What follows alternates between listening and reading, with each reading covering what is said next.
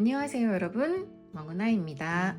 요즘 날씨도 많이 좋아졌고 해서 저도 최근에 캠핑도 다녀오고 또 출장도 멀리 갔다 오고 했거든요. 캠핑 가서 또 오랜만에 이렇게 모닥불 피워놓고 불멍도 하고 하늘멍도 하고 구름멍도 하고 그리고 왔는데요. 오랜만에 사색의 시간을 가지면서 제가 또 여러분들한테 이런 얘기 해드리면 좋겠다 그런 생각이 들어서 멍의 미학, 이 멍이 가지고 있는 좀 다층적인 그리고 깊이 있고 입체적인 이야기들을 한번 여러분들한테 들려줘도 좋겠다 라는 생각이 들어서 이렇게 영상으로 가지고 와봤습니다. 요즘에는 뭐 멍이라는 말을 많이 갖다 붙이잖아요. 저는 제 이름에도 멍이 있는데 이거는 30년 넘게 별명처럼 불렸던 거고 요거랑은 맥락이 좀 다르기는 하지만 여튼 요즘엔 이렇게 불을 오랫동안 바라보고 또 달을 바라보고 또 비를 바라보고 또 숲에서 나뭇잎들이 움직이는 걸 바라보고 하면서 우리가 이제 틈틈이 일상에서 좀 벗어나서 쉬는 시간을 갖잖아요. 요즘에는 조금 더 의미가 다른 것 같아요. 예전에는 좀 자연스럽게 휴식을 갖는다고 하면 요즘 사람들은 굉장히 적극적으로 이런 행위를 한다는 거예요. 이렇게 이제 이름도 붙이고 불멍, 하늘멍, 달멍, 호명을 하면서 적극적으로 이 행위를 찾아서 나선다는 그 변화를 저는 이제 감지를 했죠. 인간이 계속 그 자극적인 것들에 휩쓸려 가고 자기 의지와는 조금 무관하게 빠른 속도, 자극적인 것들에 계속 끌려갔을 때 또 본능적으로 거기서 벗어나고 싶은 욕구가 생겨요. 저는 그렇더라고요. 저항감, 내가 여기서 좀 벗어나고 싶다라는 적극적인 행위로서 이런 불멍이나 달멍, 비멍, 순멍들이 좀 대세감을 가지게 되지 않았나 그런 생각이 들더라고요. 저도 최근에 인스타 브레인이라는 책을 읽으면서 제가 서두에 말씀드린 것과 괴를 좀 같이 하는 내용들이 숨어 있었어요. 그런 내용들도 같이 제가 좀 버무려서 이야기를 좀 해보려고 합니다. 우리의 뇌를 한번 생각해 보면 좋을 것 같은데 원래 이제 이게 심리적인 문제라고 생각할 수 있는데 사실 뇌랑 굉장히 연관이 있다고 해요. 과거에 우리 뇌는 이런 스마트폰이 생기기 전인 한 15년, 20년 전만 해도 이만큼의 어떤 정보를 입력하는 인풋이 없었다고 해요. 경험을 돌아봤을 때도 그렇고 이게 2010년도부터 본격적으로 이제 아이폰이 보급이 되면서 이게 엄청난 정보와 자극적인 컨텐츠들이 막 쏟아지는 거예요.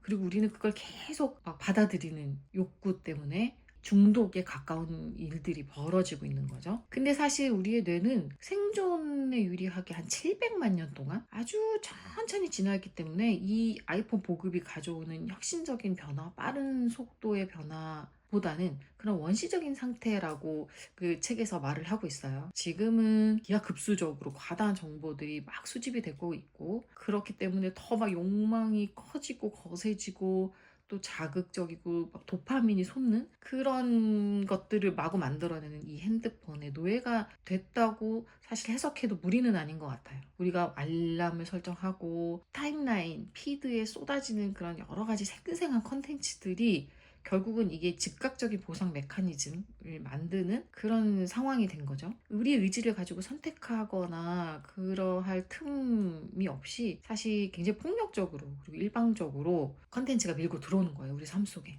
여러분들도 그런 쇼폼을 한번 보다가 눈 떠보니까 1시간 지나고 또 하다 보니까 2시간 지나고 밤 새고 있고 이런 경험들이 좀 있으시지 않나요? 저도 캘린더 스케줄 보러 들어갔다가 쇼츠 보고 있고 내가 지금 뭐 하고 있나 이런 경우들이 사실 종종 있거든요. 그런데 우리가 그런 죄책감을 느끼면서도 이거는 내가 받은 어떤 막 스트레스를 보상해 주는 거야. 이걸 해소할 수 있는 나의 방법이야 라고 면죄부를 주고 있어요. 저를 포함해서 주변에서도 이 이야기를 나누다 보면 이런 얘기들이 많거든요. 좀 전에 말씀드린 것처럼 막 욕망이 커지고 도파민에 중복되는 게 나쁜 거야? 막 이런 질문도 할 거예요. 자문도 하고. 그런데 이제 저의 경험도 그렇고 주변의 사례들도 그렇고 또 이런 전문가들의 의견을 들어봤을 때 이제 이런 즉각적인 보상과 자극적인 것들이 사실 우리가 일상을 살아가는데 불만족과 불안감을 준다는 거죠. 이 부분에 대해서는 사실 너무나 많은 전문가들의 의견과 자료들이 있기 때문에 저도 그런 것들을 염두에 두고 균형, 조화를 이루고 균형을 맞추기 위해서 노력하고 있는데 인스타그램을 봤을 때 상대적인 박탈감이 들 때도 있고 경쟁적인 구도의 사람과 컨텐츠와 이런 걸 통해서 자존감이 저하된다거나 어쩔 수 없이 비교를 할 수밖에 없는 저뿐만이 아니라 저의 가족, 저의 직원, 저의 친구들 포함해서 그게 결국은 균형을 무너뜨리고 조화를 이루지 못할 때는 우울감하고 무기력증으로 이어진다는 거죠. 이런 문제들을 우리가 그러면 어떻게 노력을 통해서 해결을 해나가야 하느냐, 여러분들도 사실 수시로 고민하는 것 중에 하나라고 생각해요. 그래서 제가 이런 불멍, 멍에 내포된 의미를 통해서 전체적으로 치유를 할 수 있는 건 아니지만 각자 해석에 따라서 어떤 실마리, 내가 어떤 구체적인 노력과 방법론을 통해서 이것들을 조금씩 더 나은 삶으로 개선해 나갈 수 있는지에 대한 힌트를 좀 얻었으면 좋겠다라는 마음에서 영상을 지금 만들게 됐고요. 결국은 우리가 무엇을 추구하는지, 어떤 목적을 가지고 계속 고민해야 되는지가 역시 중요한 것 같아요. 제가 항상 얘기하는 어떤 중심, 추에는 항상 그게 있거든요. 더 나은 삶을 살고 싶어 하는 그 방법을 내가 찾고 싶고 내가 통제하고 싶다.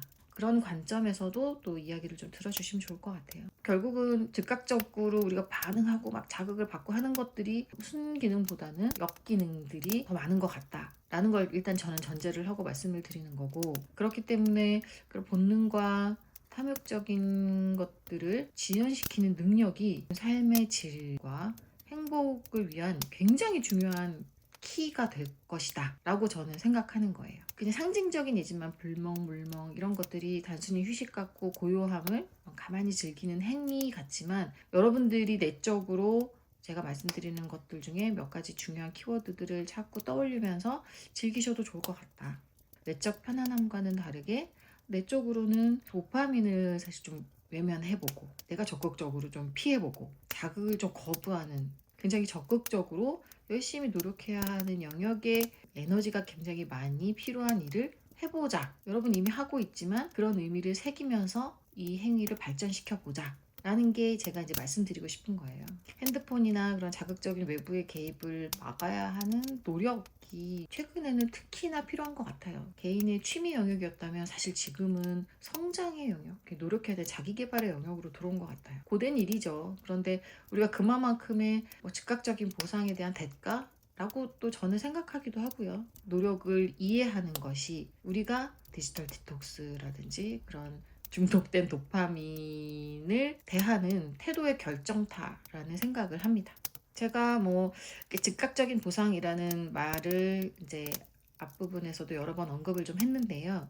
그 반대가 사실 지연 보상이거든요. 보상을 좀 천천히 받는 메커니즘을 만드는 거예요. 이게 예전에 아주 오래전에 또 베스트셀러였던 그 매시멜로우의 이야기도 결국은 천천히 기다렸다가 먹었을 때 얻는 어떤 보상의 가능성이 더 커질 수 있다는 어떤 확신을 경험을 통해서 얻게 하는 이야기였잖아요. 우리도 결국은 그런 사례를 통해서 좋은 메시지와 방법을 구해야 한다라는 생각인 거고, 좀 보상을 지연하는 그런 것들이 무엇이 있는지를 열심히 또 연구해 보는 것도 좋은 것 같아요. 여러분들이 살아왔던 과거에서 그런 것들을 좀 끌어낼 수도 있고, 최근에 하는 행위들을 좀 더 지연해서 내가 한번 기다렸다가 얻어보는 건 어떨까, 그런 테스트들을 좀 해보면 좋겠더라고요. 쇼핑 대표적이죠. 저도 예외는 아닙니다만 보상 심리라는 게 있어요. 오늘 하루 열심히 일했는데 그러니까 저녁에 맥주 한 잔 마실 수 있어. 그거 먹어도 나는 전혀 죄책감이 들지 않아. 왜냐? 내 스트레스를 풀 수 있는 거니까.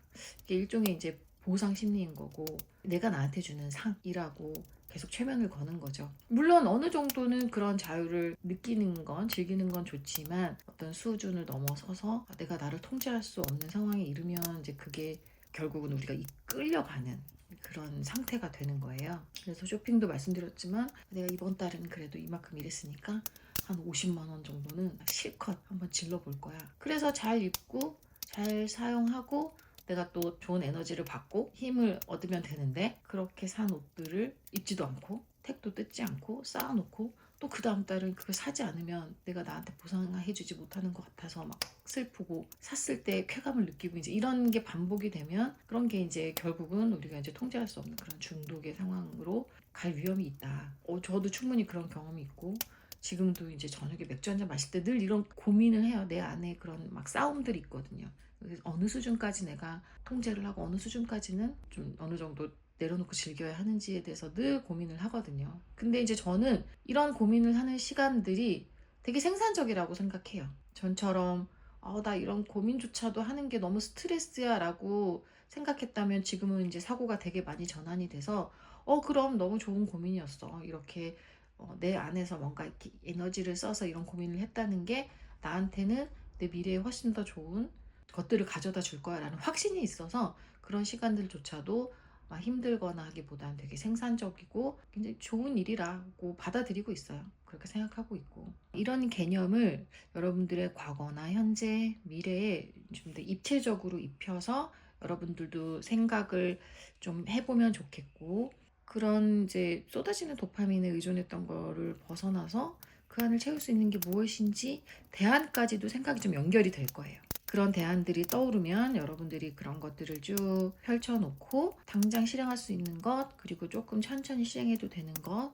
좀 더 장기적으로 계획을 세워볼 수 있는 것들이 좀 정리가 될 수 있거든요. 저도 이제 몇 가지 좀 팁을 알려드리자면, 보상심리라는 말을 제가 자주 이제 사용을 했던 게, 본인이 했던 행위들에 너무 과한 의미를 부여하거나 좀 순수하지 않은 상태로 여겼다라는 게 좀 깔려 있어요. 내가 회사에서 일을 하는 것도 내가 회사를 위해서 이렇게까지 일해야 하나?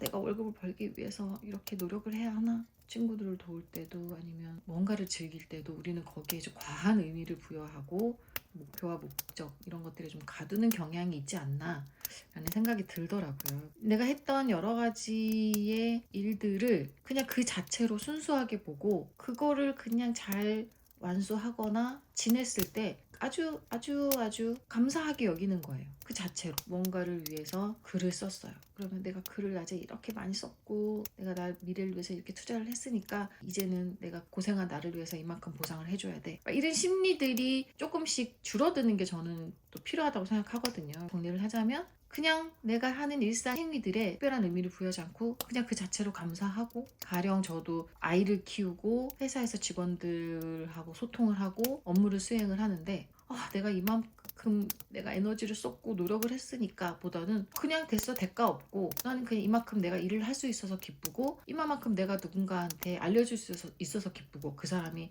받거나 안 받거나 상관없이 그 행위 자체에서 감사함을 느끼고 그걸로 그냥 끝. 그 감사함을 느끼는 것 자체가 그냥 보상인 거예요.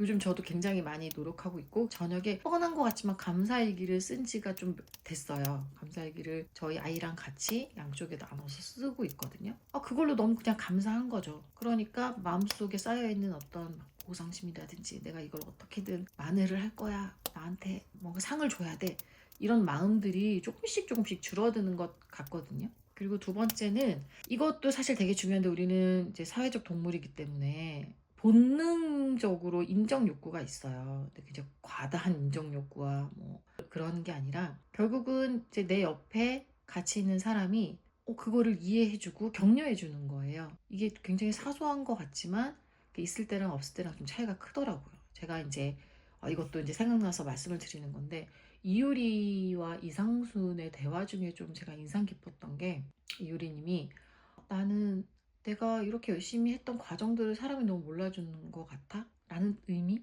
어떤 얘기를 했던 것 같아요. 그런 대화를 남편이랑 하는데 이상수님이 괜찮아, 내가 알잖아, 이렇게 얘기를 해주는 거예요. 그때 저는 와, 이게 진짜 대단한 관계구나, 둘은. 이율이라는 사람이 아티스트 이상순의 어떤 고충이나 어려움들에 있어서도 좋은 티키타카가 있을 수 있는데, 그런 사고와 그런 관계가 굉장히 건강하다는 생각이 들었거든요. 아마 여러분들 주변에서도 충분히 있을 거예요. 나의 친구, 나의 가족, 나의 동료, 선후배, 여러 관계 중에 충분히 이런 역할을 해줄 수 있는 사람이 있어요. 저도 있거든요. 그런 사람들과 좀 더 건설적인 관계와 대화들을 나누어 가는 거 굉장히 도움이 된다, 그런 생각이 들고, 좀 중장기적으로 아까 말씀드렸던 것처럼 내가 좀 천천히 해서 얻는 일들을 몇 가지를 정해서 해보는 거죠. 여러분들도 다 하시는 거예요. 운동도 그 중에 하나고, 자격증 따기, 시험을 통과하기, 다이어트 하기, 영어 학원 다니기, 굉장히 많아요.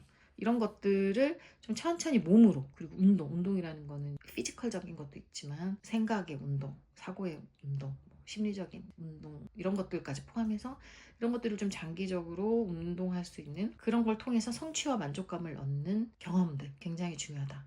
이 세 가지 정도가 저를 포함해서 대부분의 사람들도 좀 공감할 수 있는 그런 좀 솔루션이 아닐까라는 생각이 듭니다. 오늘은 제가 이렇게 멍으로 시작해서 조금은 좀 제 안에 깊이 자리 잡고 있던 이야기들을 좀 더 꺼내 봤는데요. 결국은 우리가 아마 수시로 생각하고 고민하는 것 중에 하나일 거라고 봐요. 그래서 보다 좀 더 주체성을 가지고 여러분들이 이 디바이스란 핸드폰과 PC와 이런 여러 사물과 정보를 조금 더 통제하면서 내가 좋아할 수 있는 일에 집중할 수 있는, 그래서 행복감을 좀 더 느낄 수 있는 생각까지 좀 이어질 수 있도록 정리를 해봤고요. 우리가 핸드폰을 딱 여는 순간 막 쏟아지는 정보를 다 막을 수 없어요. 너무나 많은 컨텐츠와 막 꿀팁들이 막 나오잖아요. 끝도 없고 도파민을 자극하는, 저도 알고리즘에 제일 많이 나오는 게 강아지와 고양이고 그리고 또 여행과 관련된 것들, 패션이나 뷰티와 관련된 것들이 막 쏟아지거든요. 너무 기쁘죠? 막 정보적인 측면이나 재미적인 측면에서 우리는 그것을